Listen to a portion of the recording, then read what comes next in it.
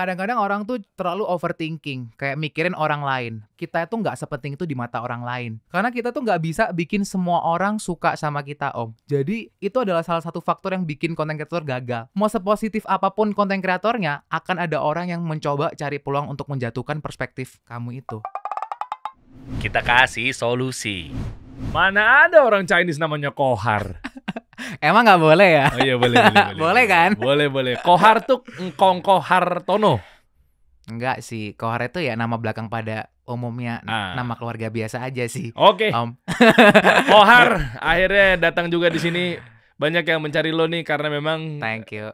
tentang fotografi, videografi jadi lebih mudah. Iya, betul. Cara nego harga, jangan bilang ini kah sama klien, jangan nolaknya begini, macam-macam lah.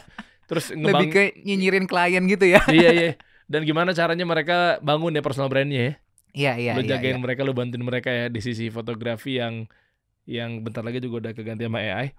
Itu tuh. Pembahasan itu tuh. Gimana bro? Banyak yang ngomong katanya videografi atau videografer, fotografer terbantukan sama AI. Apa kalau setuju apa enggak? Bahkan lo punya teori katanya kuliah scam ya? Bukan aku yang ngomong sih kalau itu. Bukan ya? Bukan. Aku mau ngebahas soal AI-nya dulu. Banyak orang kan ngomong kerjaan profesi fotografer, videografer ini bisa digantikan oleh AI. Tapi kalau dari aku sih aku nggak setuju. Nah, aku nggak setujunya karena AI itu bukan menggantikan, tapi membantu sebenarnya. Oke. Karena aku ngerasa AI itu bukan sesuatu yang bumerang buat kerjaan kita. Aku pun pakai AI itu untuk ngebantu efektivitas kerja aku selama jadi fotografer gitu. Kayak contohnya AI di Photoshop, kita dengan mau menghilangin hal-hal yang kayak kotoran baju atau apapun tuh jauh lebih gampang. Dulu tuh zaman gak ada AI aku tahu cara manualnya. Tapi sejak ada AI yang tergantikan tuh profesi editornya bahkan. Ya, yang kayak retoucher di fotografer itu. Jadi sebenarnya kalau secara fotografer itu ngerasa nggak tergantikan karena fotografer itu punya tanggung jawab bukan cuman skill, gear, tapi juga kita tuh jualan taste, jualan selera kita. Yang kita jual di fotografi itu nggak cuman soal yang kayak bisa dikerjain oleh robot ya. Karena mungkin AI bisa bikin buat foto yang kayak apa yang kita mau. Tapi kita nggak tahu apa yang kita mau tuh bisa nggak menjual ke orang lain juga. Maksudnya seleranya kita itu bisa nggak dijual ke orang. Kan tinggal di prompting aja, bikin yang disukain sama orang banyak, enter. Ya, tapi pertanyaannya kalau misalnya kita enter, kan pasti ada pilihannya kan. Pilihan AI-nya mau yang kayak gimana, dan yang nentuin selera yang bagus atau enggak itu akan susah kalau misalnya nggak ada si orang itu yang punya selera yang sama itu. Misalnya kayak aku punya seleranya suka black and white, satunya suka warna-warni. Kayak si AI ini nggak bisa menentukan seleranya sebenarnya. Jadi tetap dari kita. Aku ngerasa kayak nggak bisa menggantikan kerjaan kesenian. Itu sih. Berarti yang akan tergantikan adalah orang yang nggak pakai AI. Yang tergantikan adalah orang yang nggak pakai AI. Bentar, aku agak bingung lagi. Yang nggak berteman dengan AI. Banyak kan narasi begitu tuh. Manusia nggak akan tergantikan sama AI. Tapi yang akan tergantikan adalah orang yang nggak bersahabat dengan AI. Dialah yang akan tergantikan. Karena AI sebagai tool, sebagai teman, sebagai efektivitas, percepatan.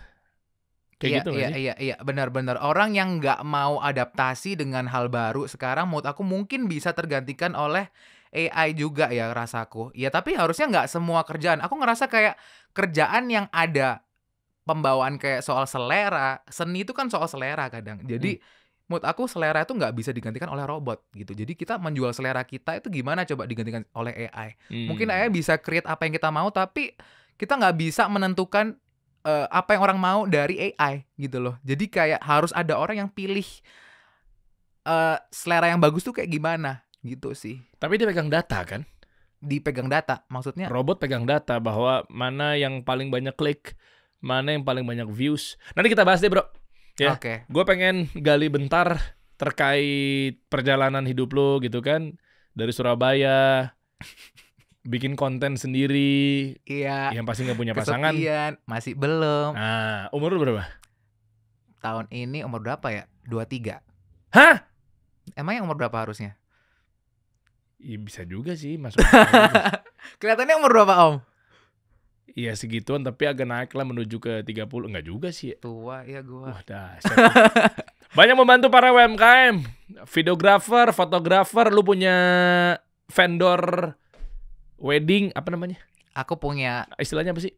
ya vendor foto video. Iya. Itu tempat aku awal berkarya aku sebagai fotografer sih. Ada Karya Kohar. Kalau di Instagram aku tuh kan ada banyak. Nah itu ada Karya Kohar, tempat aku foto-foto manusia.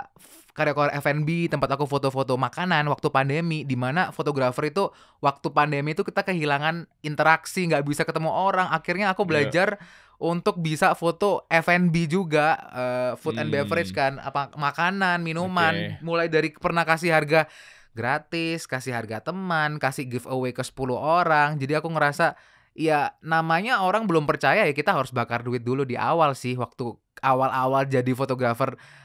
Coba hal yang baru lagi di fotografi itu sih waktu itu.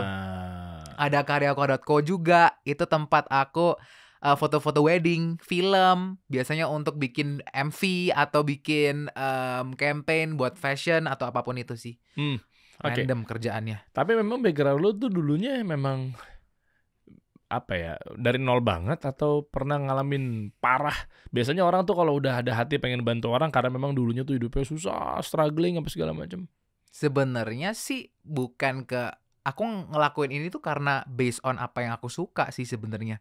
Nggak ada ngerasa kayak aku pernah tertimpa hal apa gitu, enggak sih Om. Karena passion, aku ngerela ngelakuin apapun itu meskipun nggak dibayar karena aku suka ngelakuin itu. Tuh boleh tuh, mumpung lagi ada pelatihan gratis. Pelatihan apa nih?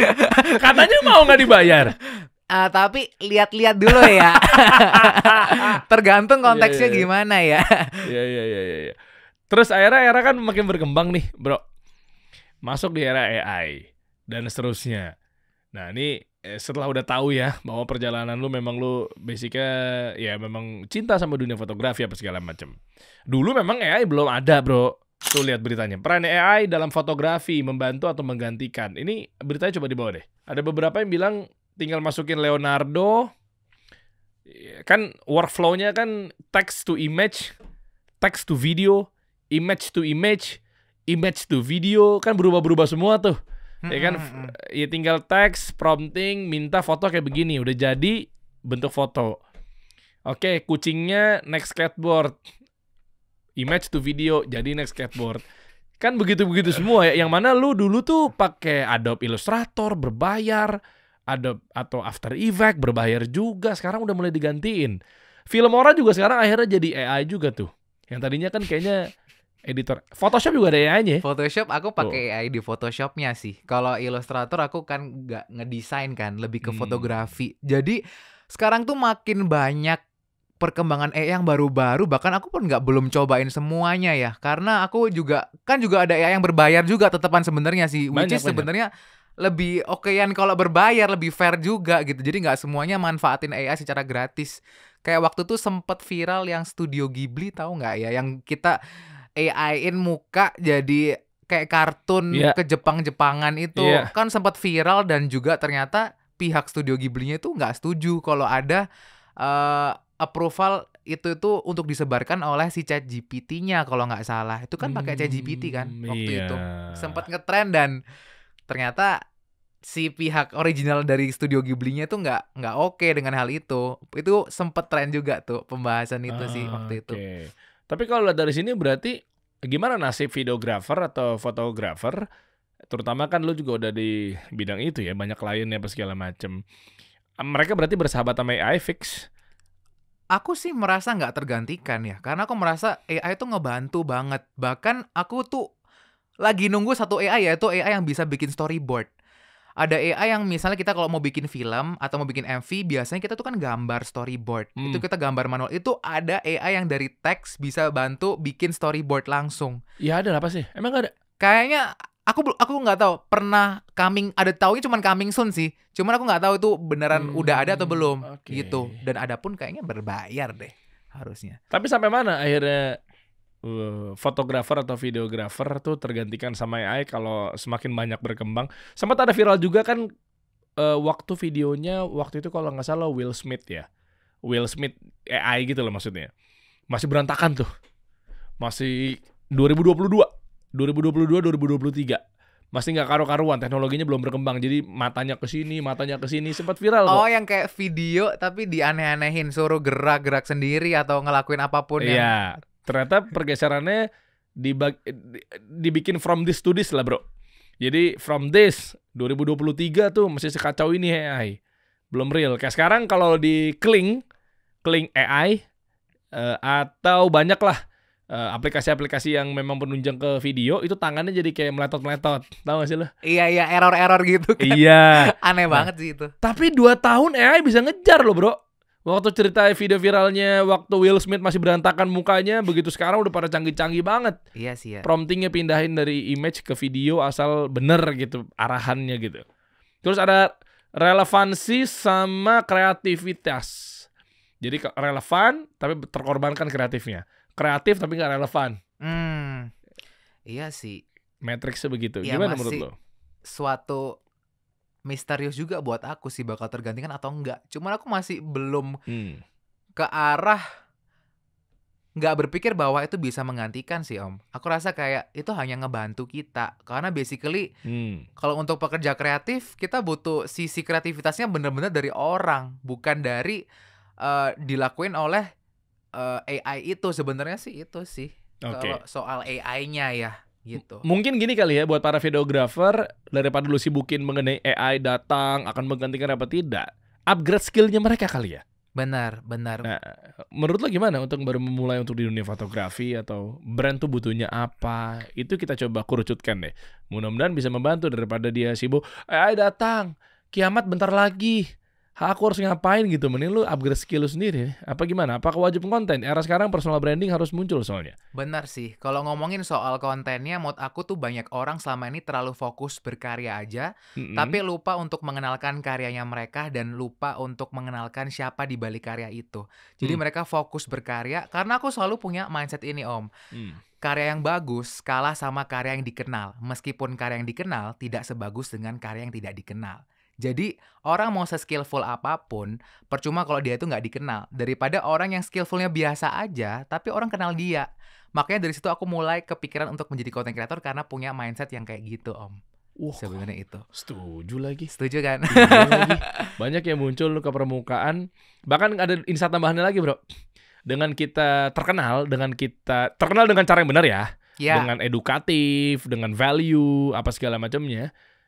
Insight yang berikutnya adalah otomatis lu kayak nge-upgrade diri gak sih ketika lu tertuntut untuk stabil di situ. Lu tertuntut untuk kontribusi lebih di situ. Lu tertuntut untuk ngejagain kualitas karena lu dikenal apa segala macam, otomatis dia jadi nambah skill. Ketimbang orang yang gak dikenal kesannya kan kayak ya udah gue gini-gini aja gitu. Iya. Itu gimana sih? Setuju sih. Karena aku rasa kayak orang tuh entah ya, apa sih kira-kira hambatan orang tuh mau bikin konten tuh karena biasanya kan nggak pede nampilin muka, terus kayak ngerasa itu kayak nggak penting. Tapi sekarang orang bahkan yang dulunya kepikiran kayak ini nggak penting nih bikin konten tuh cringe. Tapi sekarang banyak orang yang akhirnya bingung mulainya dari mana sekarang, malah ngejar untuk mencari tahu hal itu.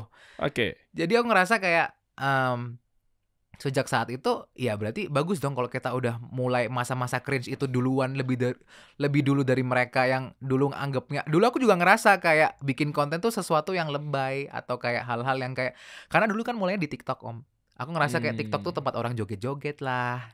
Tempat orang yang kayak ya cuman kayak sebatas nari-nari doang. Aku ngerasa, tapi makin kesini tuh ngerasa kayak ternyata platform ini juga netral gitu loh untuk semua orang mau bikin kontennya apapun itu, termasuk edukasi. Dari situ aku mulai akhirnya bikin konten yang secara konsisten, yaitu tentang edukasi, fotografer, videografer, sesuai sama apa yang aku suka juga sih, Om. Gitu. Era sekarang berarti lagi apa? Trennya untuk di dunia videografer buat teman-teman UMKM apa segala macam? Yang lagi ngetren itu ya sebenarnya aku tuh jarang ngikutin tren ya, Om. Kalau misalnya aku bikin konten tuh aku jarang banget ngikutin tren. Mungkin ada ikutin tren, tapi tren tuh cuma sebagai selipan di konten. Bukan karena ada tren itu aku baru bikin kontennya, tapi aku bikin konten dengan topikku sendiri. Kalau emang bisa diselipin konten itu kayak ubur-ubur, ikan lele, baru apa le gitu. Jadi kayak gak karena tren itu aku bikin konten, tapi aku bikin konten diselipin dengan tren itu. Jadi Seperti itu, Om. Oh, paham gue. Di luaran sana sempat rame es kepal Milo, misal. Apa tuh? Waktu itu di Jakarta rame, bro, ikut-ikutan. Oh, tahu deh. Jajanan-jajanan gitu, pakai Iya, pakai iya. Milo gitu kan. Tahu. Itu mungkin analogi yang lo maksud kali ya. Jadi, ini lagi rame apa? Yuk kita bikin. Iya. Nah, kenapa nggak dari kebutuhan dasar atau value yang lo tampilkan baru diselipin lagi es kepal Milo di dalamnya? Jadi bukan tiba-tiba lo pivot ganti. Iya. Sekarang aku bisnis es kepal Milo. Iya. Sekarang aku pindah lagi yang lagi rame ini. Sekarang aku pindah lagi yang rame ini. Jadi kayak nggak punya jati diri gitu loh. Menurut lo gimana? Iya, karena kalau misalnya kita cuman ikut-ikutan tren itu kan bergesernya begitu sangat cepat dan nggak semua niche content creator tuh bisa dimasukin ke tren. Akhirnya nanti kita kalau misalnya ngandalin tren yang nggak nyambung kan juga maksa, Om. Jadi aku rasa kita nggak boleh ngandalin tren aja, tapi kita harus sebisa mungkin coba untuk jadi trendsetternya kalau bisa. Aku pernah belajar dari content creator namanya Aulion. Kalau tahu Aulion tahu. itu dia ngajarin kalau misalnya kita bikin konten itu jangan udah capek gitu loh, nggak usah ngikut-ngikutin tren lagi karena sebaiknya kita fokus ke value apa yang baru yang mungkin kita rasa nggak pasaran lagi gitu loh. Karena orang mau lihat kita itu karena perspektifnya. Karena orang mau lihat kita tuh karena ada cara yang baru itu seperti apa. Kalau misalnya orang bisa viral karena sesuatu yang tren, pertanyaannya apakah orang yang menggunakan sound viral itu bisa viral karena sound viralnya itu? Oh, enggak kan? Gitu. Tapi kan dia langkah lebih maju dengan adanya tren. Minimal familiar di mata orang, makanya ada istilahnya for your page gitu. Ya, Iya. for you page. Jadi orang udah notice, oh iya nih lagi rame nih. Nolong nggak kayak gitu? Sebenarnya bukan berarti kalau misalnya kita mau bikin konten yang rame, berarti kita menutup untuk nggak ngikutin tren. Tren itu pasti bisa jadi faktor ngebantu untuk bisa masuk ke algoritmanya. Tapi jangan jadikan itu untuk patokan strategi jangka panjangnya, aku rasa. Kayak tren itu hanya jadi apa ya, momentum-momentum yang bisa kalian pakai peluangnya untuk kalian bisa terangkat. Tapi jangan dijadikan itu strategi pokoknya untuk bikin konten gitu sih, Om, aku rasa. Oke, Gitu. berarti masih ada di hook yang pertamanya. Iya. Di detik pertamanya itu masih menjadi penopang. Lu dari sudut pandang konten kreator video, foto. Coba kasih tips singkat. Video lu kan hampir semuanya tembus FYP. Iya kan? Harusnya ya. Iya, itu lihat puluhan ribu. Nggak terlalu sebegitunya Nah, sih. Berarti kalau konten misalnya konkret aja. Untuk FYP versi lu gimana, Kohar? Aku rasa kalau kita mau FYP itu kadang kita nggak usah terlalu bingungin untuk algoritma ya, tapi fokus ke audiensnya. Kadang yang paling penting buat aku tuh, kita tuh terlalu mikirin algoritmanya apa ya. Sedangkan algoritma itu kan terus berkembang, Om. Akan terus berubah kayak settingannya. Bahkan Instagram tuh ada fitur-fitur tombol dislike untuk komen. Sekarang banyak yang baru. Jadi kadang itu kita jangan terpatok oleh teorinya, tapi fokus sama audiens itu mau diwakilin seperti apa. Makanya kadang-kadang aku bikin sesuatu yang relatable, apa yang dari keresahanku aku jadikan konten. Jadi aku tempat pelampiasanku ketika aku dapat klien yang suka nawar-nawar, aku bikin kontennya di situ untuk mengedukasi juga, tujuannya itu, Om. Oh, Gitu. sarkas ke klien. Agak sarkas ke klien, seperti itu sih. Oh, iya. Contohnya apa aja sih? Ini biar teman-teman belajar coba. Gimana cara konten kreator biar postingan di FYP sementara bukan ngejar trennya, tapi tren sama relate kan beda tipis, bro. Lah, dia akan relate karena tren. Apa gimana sih? Enggak sih, Bukan rasanya. Bukan deh. Rasaku kalau tren ya tren yang tren itu suka random gitu sih, Om. Kalau relate itu sesuatu yang dia bisa fit in sama topiknya. Kalau di konten tuh ada yang namanya psychology trick ya, dimana kita ada yang namanya mirror effect, bikin mereka tuh merasa ngerasain hal yang sama. Jadi aku selalu ngebawa topik yang dirasain oleh orang-orang juga gitu, Om. Jadi kalau tren ubur-ubur ikan lele misal, ubur-uburnya di mana yang orang bisa rasakan dan juga ikan lelenya dari mana kan. Jadi aku rasa kayak untuk menjadi relate itu kita kadang harus jujur sama diri kita sendiri. Ya, kadang banyak konten kreator tuh yang nggak jujur sama dirinya sendiri. Akhirnya untuk apa? Untuk mendapatkan rasa viral yang sementara aja. Padahal orang misal viral itu juga nggak bisa selamanya. Kamu mau viral karena hal-hal yang nggak jujur sama diri kamu sendiri, ya buat apa gitu. At the end nanti kamu juga pasti ada orang yang tahu kalau misalnya kamu tuh sebenarnya nggak seperti yang di konten itu, kayak gitu. Gitu sih, Om. Berarti kalau versi lu adalah Ya bener sih. Kalau relate berarti mindsetnya bikin konten untuk kebutuhan audiens, bukan kebutuhan lo sendiri. Iya. Dan harus ada masalahnya. Soalnya konten-konten lo tuh menariknya adalah kayak relate dan ini menjadi sisi negatif yang dirasakan oleh para audiens. Iya lagi gitu. Iya, gue pernah diginiin nih. Kan andalan-andalan lu kan kenapa lu bisa gede kan itu strateginya. Itu ada ilmunya guys ya. Tapi maksudnya banyak yang nggak tahu, cuma sekedar videoin jalanan terus dia berharap FYP gitu, tau gak sih lo yang kayak gitu-gitu? Aku tuh pernah belajar dari, tahu Muda Cuma Sekali nggak, Om Tahu. Bang Ogut. Ogut. Ya, Iya, aku pernah dia belajar. kesini. Iya, aku juga Iya, pernah iya. nonton. Waktu itu tuh Bang Ogut tuh pernah mention, yaitu kalau misalnya kita bikin konten tuh harus audience centric. Aku setuju, karena kita kalau bikin konten tuh nggak harus soal diri kita sendiri aja gitu loh. Tapi kita harus mikirin apa yang dirasain oleh orang lain. Jadi aku setuju banget definisi kita harus bikin konten yang audience centric. Itu bener banget sih Bang Ogut bilang kayak gitu. Oke, Gitu. taunya kalau ini dibutuhin audiens gimana risetnya? Sebenarnya aku kalau bikin konten sebelumnya aku tuh suka survei teman-teman aku sendiri. Survei dari kamu ngerasa apa? Kayak jadi fotografer ini ngerasa ada masalah apa sih kayak gitu. Kayak aku tuh suka ditawar, dimintain harga teman. Makanya aku tuh pernah bikin konten, teman yang minta harga teman itu bukan teman, Iya. itu nggak menghargai teman kayak gitu. Gila, itu viral tuh di situ tuh. Jutaan views pasti deh. Pernah ada yang Di jutaan. share sama teman-teman gue juga tuh. Di repostin tuh. Iya. Iya, karena semakin relate, semakin orang akhirnya pakai, kan ada faktor algoritma ya, itu kan like, comment, share, save. Kalau misalnya share itu menurut aku yang paling lumayan ngedukung si algoritma sebenarnya, karena semakin dia nyebarin repost ke story kan, semakin banyak followers dari akun-akun itu kesebar lagi Om. Jadi aku rasa itu juga salah satu yang lumayan penting ketika bikin orang relate, akhirnya mereka repost. Kalau misalnya kita bikin konten yang bermanfaat aja tapi nggak relate, kadang cuma di save, disimpan doang. Jadi mungkin kalau dibandingin sama share, send ke story atau apa, itu jauh lebih mengembangkan si algoritma untuk suatu konten sih Om. Makanya kadang suka membuat konten yang berbau perspektif, opini, relatable. Seperti Oh itu. iya, suami nge-share ke istrinya nge-share ke suaminya, Iya, kode-kode ini. Ngejulit-julitin, ini loh kayak temen aku yang ini gitu. Gitu kan Om. Iya. Asik nih kita bahas fitur UI UX atau algoritma di sosial media kali ya. Boleh. Ya, jadi banyak yang belum tahu juga nih, mungkin jangan-jangan gitu. Menurut seorang Kohar gitu ya, gimana caranya bikin konten FYP, terus mana yang kita mau sasar duluan? Atau lo bisa bedain nggak antara likes, comment, share, save? Apakah likeable bikin kontennya? Apakah saveable? Apakah shareable? Apakah commandable?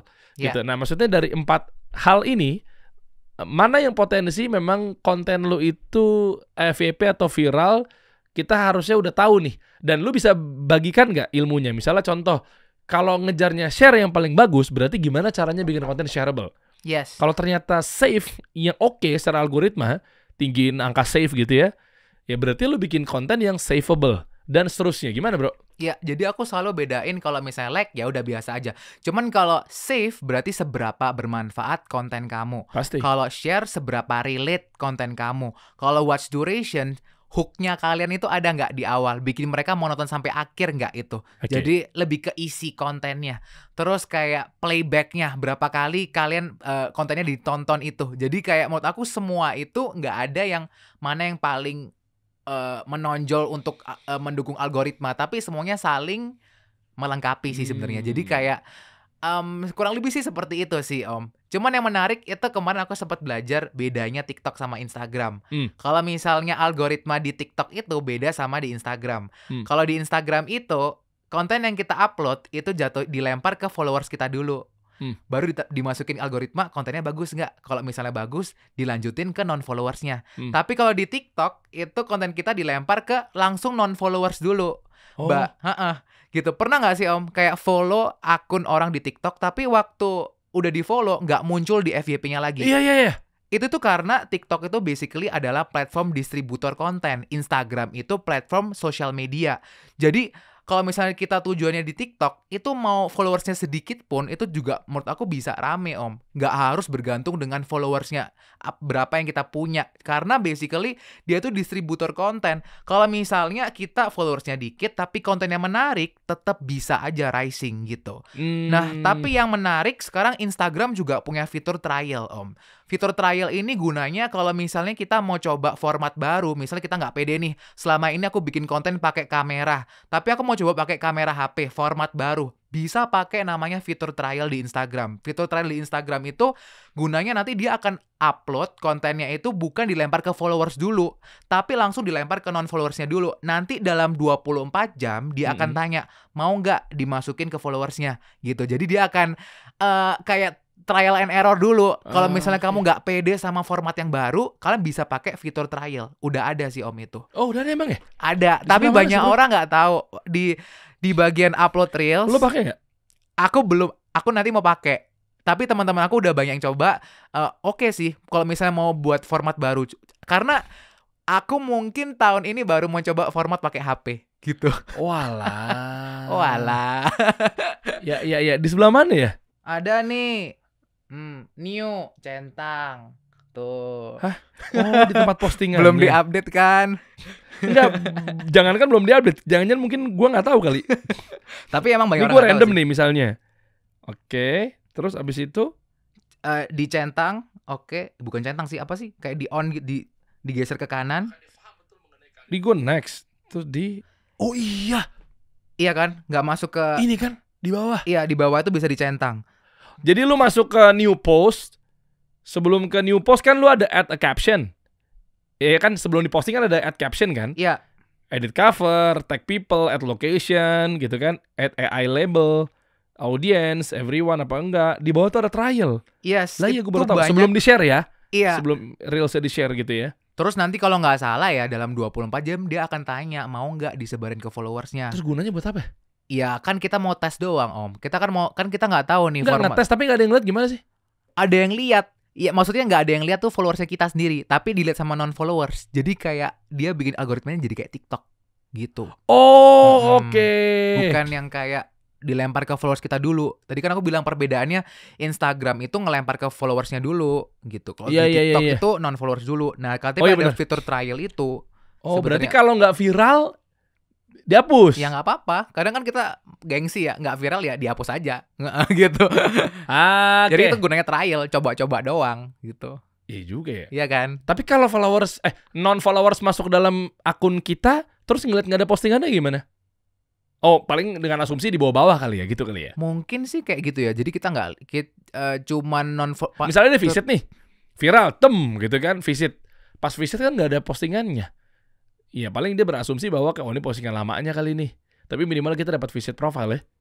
Asik juga sih. Diketahuin Harusnya bionya sih gitu ya. iya nggak terlalu dipublish ke follower. Cuman pasti tetap ada berapa persenan kecil doang followers kita pasti tetap lihat sih Om. Dia itu kan juga fitur baru ya. Jadi aku masih belum terlalu deep into trial aja. Cuman itu fitur banyak orang nggak tahu aja sih. Iya, Iya kan? iya. Banyak orang kayak nggak tahu kalau update Instagram nih banyak fitur-fitur yang belum dicoba gitu sih sebenarnya. Wah, ini menarik nih. Menarik. Ini kalau gua nggak undang dia mungkin Nggak tahu ya. iya juga ya, gue jadi tahu ya. Nah, ini konten-konten lu coba kita buka ya. Lu pakai uang-uangan lah apa segala macam. Ini cara menemukan seperti ini memang lu orang visual banget ya. Dan itu ngefek nggak? Gini, kita ngomong monetisasi bro. Oke, video viral. Tapi how to monetize? Apakah dia tidak termonetisasi? Karena kan zaman sekarang percuma lu viral tapi nggak cuan. Nah, sekarang udah bahas mengenai faktor ekonominya ya bro ya. Gimana Nah. cara bikin konten yang memang langsung sales? Jangan langsung modal viral doang. Iya. Nah, itu yang juga saya lagi pelajarin Om sebenarnya. Ngapain Anda duduk di sini, silakan keluar. Oke, sebentar ya. Menurut lo gimana? Gini deh, cara lo memanggil orang untuk melakukan aksi nanya, komen, beli, atau bahasa Inggrisnya call to action. Call to action. Ya itu gimana bro? Aku nggak pernah pakai, bukan nggak pernah. Tapi hampir mayoritas konten-kontenku tuh nggak ada call to action. Yuk follow, yuk beli, yuk nggak ada. Kecuali aku posisinya ada brand deals atau endorsement. Orang Oke. yang memang ya memang kita ada brief untuk harus nyebutin call to actionnya untuk beli, follow, ikutan giveaway kayak gitu-gitu. Itu pasti aku ngelakuin sesuai brief. Ya, kan selain donatur dilarang mengatur Om. Jadi Keren. Jadi keren. aku rasa kayak kalau ada yang bayar kita ya kita harus ikut aturannya dong. Harus ikutin brandnya dong. Jadi selama ini aku ngerasa kayak ya udah kalau misalnya konten itu emang kita dibayar orang lain, atau endorsement lah, ya kita ngikutin call to action-nya. Cuman aku memang mayoritas jarang suruh-suruh orang untuk follow. Karena kalau misalnya kita udah punya value, orang mau tahu cerita kita, pasti mereka pasti akan follow Om tanpa kita suruh-suruh. Karena aku ngerasa kayak ngapain sih nyuruh-nyuruh orang follow? Kayak emang masih zaman. Jangan lupa sub, like, comment. Emang masih zaman. Aku ngerasa kayak udah gitu deh. Kalau emang orang mau follow ya follow aja karena udah nyambung sama value-nya gitu loh Om. Oke. Iya lagi udah tahun 2017 kayaknya gitu ya. Iya kan? Dan alhamdulillah kasih solusi nggak pernah gue nyuruh. Nggak nyuruh-nyuruh ya? Subscribe, like, comment. Kayak gitu-gitu. Sebenarnya sih nggak apa-apa. Asal apa ya? Kalau kita sebelum call to action ada trik yang namanya ya anggap aja kayak soft selling. Sebelum kita nyuruh-nyuruh call to action harus ada value yang kita kasihin dulu. Misal kayak tips and trick apalah, baru follow aku untuk tutorial selanjutnya. Kayak gitu-gitu. Itu masih fine. Tapi kadang ada cuman vlog, cuman gitu-gitu doang. A day in my life, jangan lupa follow aku ya. Itu kayak lu siapa? Kan jadi gitu kan. Iya benar-benar. Kadang lu orang siapa? iya, orang pemula baru mau bikin konten udah dia nggak dikenal, udah tiba-tiba bikin konten yang general banget, yaitu kayak ada in my life vlog gitu. Pertanyaannya siapa yang mau lihat Om? Kayak gitu tuh. Tapi berarti kalau bikin konten di zaman sekarang, kan ada yang ngomong mulai aja dulu. Gue nggak tahu lu setuju apa enggak. Seberapa banyak orang-orang udah mulai aja tanpa ilmu, boncos juga, mereka nggak gede juga viewsnya. Gimana? Tapi sementara banyak juga kreator-kreator, gas ambil handphone lu sekarang, mulai. Gas ambil handphone lu sekarang, mulai gitu. Iya ya. Aku rasa kayak mulai aja dulu itu sesuatu yang sebenarnya bukan berarti harus kita bakar duit atau gimana. Kan mulai itu bisa dari sesuatu yang sederhana Om. Kayak kita tuh kadang punya 3 hambatan sebelum kita menjadi content creator, yaitu yang pertama kita mau bikin konten yang sempurna. Karena sempurna itu nggak pernah ada Om. Terus nomor 2, yaitu kita tuh selalu suka nungguin alat yang paling bagus dulu. Akhirnya kita nabung dulu, nunggu-nunggu dan akhirnya nggak mulai gitu. Jadi itu yang bikin akhirnya orang-orang nggak mulai karena selalu perfeksionis akhirnya. Kayak mikir sempurnanya dulu. Padahal kita untuk jadi sempurna itu hanya perlu memulai dulu gitu. Aku selalu tahu lagunya Cowboy Junior yang namanya tuh Terhebat. Nah itu aku selalu ingat lagu itu karena banyak orang itu selalu tunggu sempurna untuk memulai. Padahal kita harusnya memulai untuk menjadi sempurna. Wih. Kayak gitu. Bahaya ini Cindo satu ini nih. Cindo. Kita sepakat teman-teman ya. Jadi coba dong lu mungkin motivasi ke teman-teman semua dalam hal ini, gimana caranya mereka juga akhirnya bisa dapat dan kepukul gitu loh. Buat mereka-mereka yang pengen jadi content creator, pengen bangun personal brand tapi masih rebahan, masih mikir-mikir. Iya. Ini setelah memang lu udah kuasain ilmunya, Bro. Iya. Bukan berarti asal-asalan dan serampangan ya. Kadang-kadang orang tuh terlalu overthinking, kayak mikirin orang lain. Padahal basically menurut aku kita itu nggak sepenting itu di mata orang lain. Jadi stop mikirin orang lain. Kita tuh mending mikirin sama orang yang value-nya sama kayak kita, fit in. Mereka juga, kita fokus sama orang yang benar-benar suka sama kita. Karena kita tuh nggak bisa bikin semua orang suka sama kita Om. Jadi itu adalah salah satu faktor yang bikin content creator gagal. Karena mereka selalu mikirin, aku harus disukain sama semua orang. Padahal nggak bisa. Mau sepositif apapun konten kreatornya, akan ada orang yang mencoba cari peluang untuk menjatuhkan perspektif kamu itu. Iya. Iya kan? Jadi aku rasa nggak usah bikin semua orang suka sama kamu. Nggak bisa juga. Aku mau bikin konten edukasi pun pro kontra juga kan gitu. Jadi nggak usah fokusin hal-hal yang emang nggak setuju sama kita gitu. Tapi bukan berarti kita nggak open untuk kritikan atau masukan. Ya itu beda lagi konteksnya Om gitu. Oke. Cocok juga tuh buat potongan TikTok barusan tuh. Iya beneran. Ini cocok nih, bagus nih. Ini buat penyemangat. Nanti potong bagian situ ya guys, nih editor ya. Yang sebelumnya tadi. Iya enggak, maksudnya terkadang orang tuh kayak gue pernah ngomong juga tuh kemarin pas gue diundang di Metro TV gitu ya, terkait gimana fenomenal zaman sekarang. Banyak orang berpikir gimana ya, kalau gue mulai takutnya gue ntar diomongin begini ya. Nggak ada yang peduli sama lo juga gitu loh. Lo mau miskin mau kaya juga tetap mereka ngomongin lo. Lo miskin, kasian banget hidupnya ya, rebahan lu tuh pasti. Pas lo kaya, ngepet nih kayaknya nih orang. Mesti kan. Waktu itu kita ketemu di, boleh jemput nggak sih? Bisa jemput Idea Cloud. Pak Hermanto Tanoko, foundernya Cleo. Itu kan dia kalau nggak salah itu acara keberapa ya waktu Om Dery itu? Ketiga atau kedua. Dia tuh udah kayaknya mau bikin tahunan deh. Oh nggak tahu gue. Iya gue kayaknya bikin tahunan deh. Ngundang narasumber yang pembahasan tentang bisnis lah, ada tentang Ya, ya. bank lah gitu. Banyak banget sih. Bahkan yang muda-muda kan juga ada waktu itu. Jadi Hmm. kayak menarik sih menurut aku. Itu harus ada terus sih menurut aku. Iya, nah itu dia tuh. Insightful. Kalau mau belajar sama lu gimana caranya? Di link bisa di sini atau lu ada Aku sih belum, belum? masih on the way mau bikin kelas Kohar namanya. Hmm. Itu mungkin mulai tahun ini. Jadi belum ada jualan secara kelasnya ya, Hmm. tapi lebih ke arah ya aku cuma jualan jasa dan masih jadi content creator aja untuk saat ini, Om. Total berapa jumlah klien lo? Biar gue bisa bantu teman-teman gimana caranya untuk pengen pakai jasanya Kohar. Langsung aja di profilnya ada di Linktree itu. Jadi Ya. langsung kontak aja kalau butuh jasa apapun itu, foto, video, F&B, bebas lah, boleh tanya-tanya aja sih langsung. Nggak ada kata-kata Revisi, gimana lagi. revisi unlimited katanya ya. Seumur Nah, hidup kalau ya. itu nanti ada invoice tambahan sih kayaknya ya. Oh, bukan revisi seumur hidup ya. Nggak boleh ya, itu bahaya itu. Kan pakai AI bisa revisinya, lu nggak capek. Iya, tapi tetap jangan dijadiin itu habit buat orang ya. Jadi itu akan jadinya kurang menghargai pekerjaan kita juga sebenarnya, seperti itu, Om. Ya, jangan ditiru ya revisi unlimitednya. Udah yuk bahas yang lain boleh. Apa sih kira-kira nih bacotersnya para brand terhadap vendor-vendor fotografi, videografi itu yang harus diperhatikan. Yang nonton gue yakin pasti ada videografer, ada vendor fotografer. Nah, lu bagikan dong pengalaman lu. Ketika kalian ngomong begini ya seperti ada di konten-konten lu tuh. Terus lu nangisnya gimana? Yang sering terjadi. Kadang-kadang orang itu langsung nawar harga tanpa ngeliat value kita. Makanya kalau misalnya ada klien nanya harga, kalau bisa jangan langsung kasih price listnya, tapi kasihin tahu value-nya kita itu apa dulu. Karena biar kayak kalau misalnya kita langsung ngelempar harga, orang tuh akan Iya. cenderung fokus ke harganya. Jadi harga murah dijadiin keyakinan mereka. Akhirnya dibanding-bandingin sama vendor lain nantinya. Tapi kita fokus ke value pembedanya apa. Kita kasih tahu dulu apa portofolio yang kita punya apa.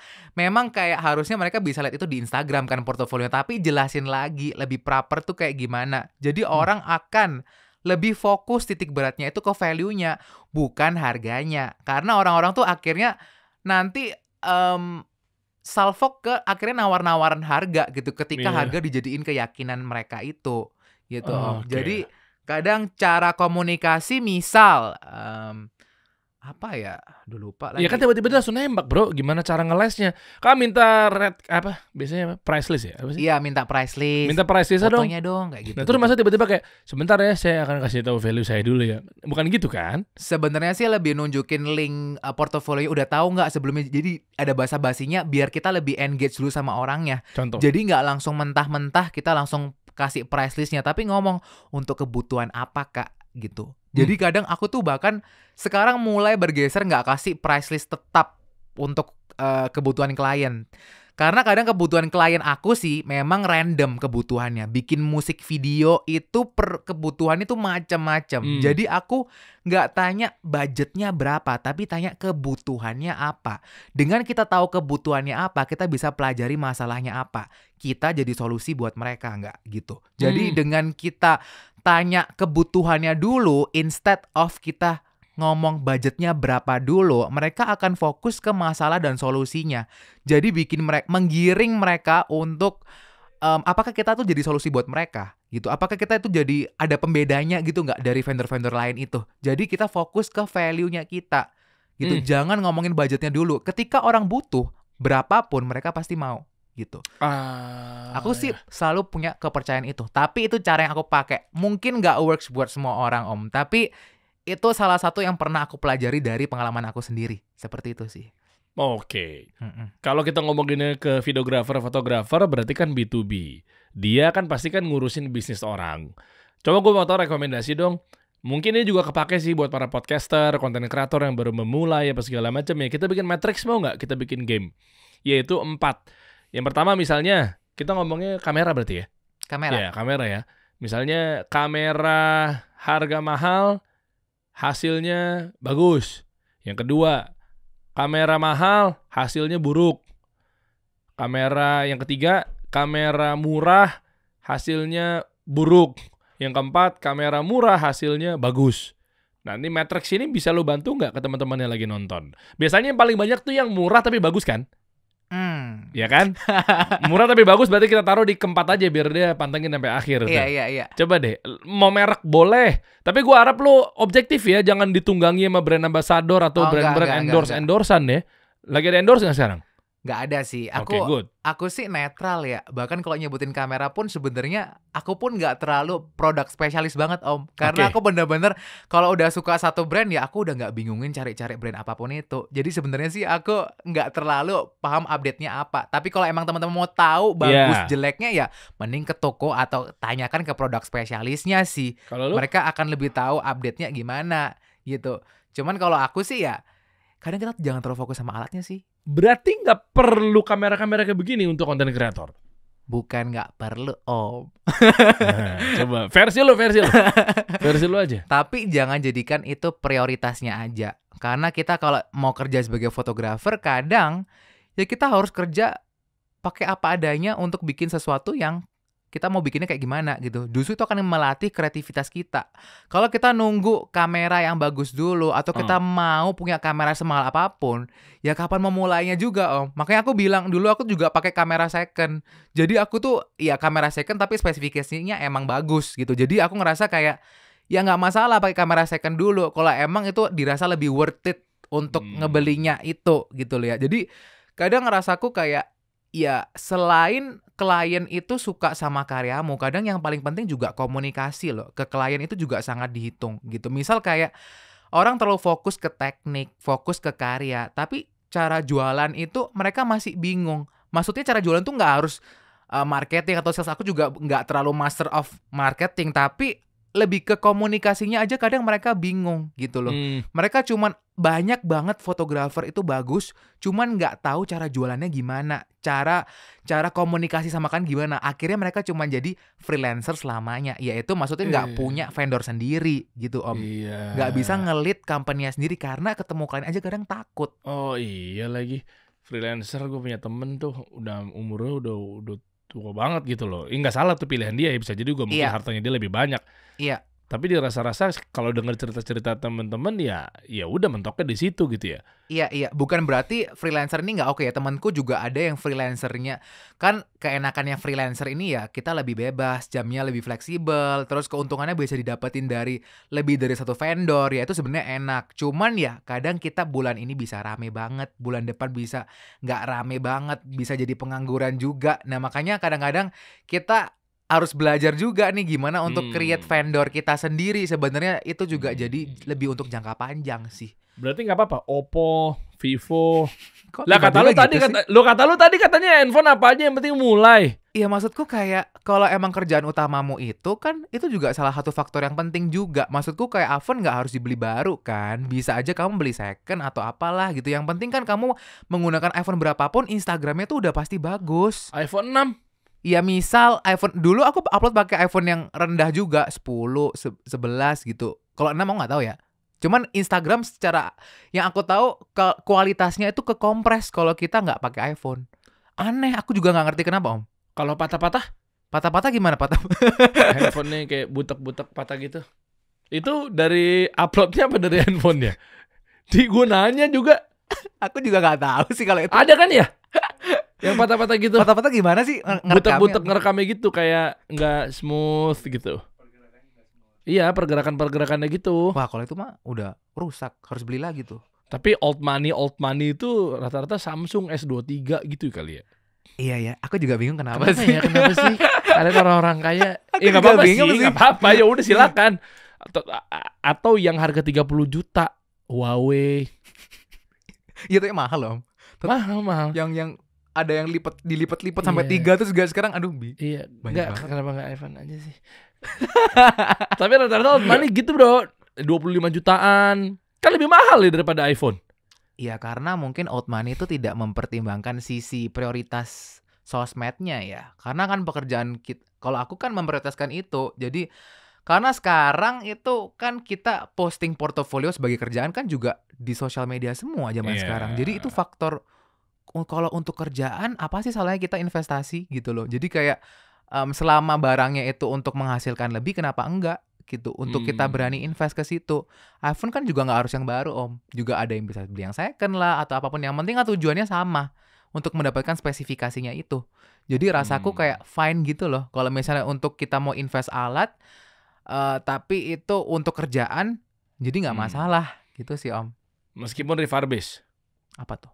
Yang copotan-copotan gitu iPhone-nya. Ada kan yang Tapi itu serem juga kalau copotan-copotan. Iya, jadi kameranya butek. Gue punya temen beli kayak nggak tahu kayak ketipu atau apa gitu. Iya jangan lah. Kalau Ada bongkaran berarti juga serem second sih. aja ya. Second tapi jangan Second bongkaran tapi ya. yang tetap normal-normal lah. Bongkaran juga aneh banget mau beli bongkaran. Lah iya emang ada. Tapi harganya lebih murah. Lebih sadis bro, Iya, murahnya bro. emang sih. Beda-beda 5 juta, beda-beda 8 juta gitu. Iya, tapi kalau murah-murah kita ganti-ganti terus juga sama aja, kekumpul jadi lebih mahal kan? Buat gengsi taruh di meja. Boleh lah. Udah jauh. Iya. Kita lihat kalau mau ngobrol langsung aja ke Instagramnya Kohar dan lain sebagainya. Ada mau tambahin bro di ujung obrolan kita? Apa ya? Mungkin penutup aja kali. Iya. Penutup buat teman-teman yang udah bikin konten atau berkarya apapun itu, aku mau kasih kata-kata cantik nih. Wah. Caimin beraksi nih. Caimin. Kata-kata terakhir Caimin gitu ya. Ya, kata-kata hari ini. Kata-kata hari ini. Orang yang mendengar belum tentu mengerti. Orang yang mengerti belum tentu praktek. Orang yang praktek belum tentu berhasil. Orang yang berhasil belum tentu konsisten. Orang yang konsisten belum tentu bertahan. Orang yang bertahan belum tentu mengejar. Semua itu nggak bakal terjadi kalau nggak ada kemauan dari diri kita sendiri. Stop scrolling, start creating. Kita kasih solusi.